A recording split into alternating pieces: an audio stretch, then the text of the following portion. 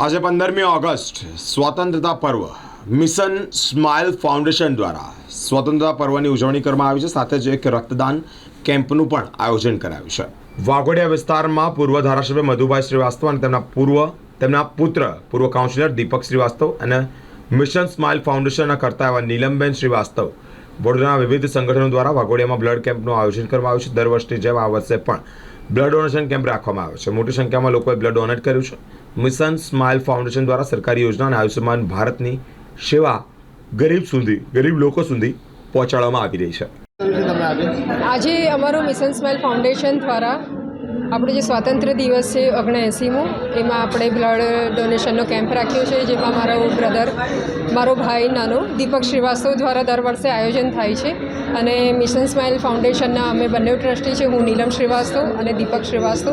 અમારા પિતાશ્રીના પ્રેરણાથી અમે લોકોએ આ કાર્ય શરૂ કર્યા છે। ભાઈ તો ઘણા વર્ષોથી કરી રહ્યો છે। આ ટ્રસ્ટ દ્વારા બીજું વર્ષ અહીંયા આગળ અમે વડોદરાની અંદર કરી રહ્યા છે। બાકી વાઘોડિયા તાલુકામાં અમે ઘણા બધા કાર્યો કરી ચૂક્યા છે અને આવનારા દિવસોમાં પણ લોકોના કામમાં આવીશું અને સેવા કરતા રહીશું, બસ એવી ભાવના છે।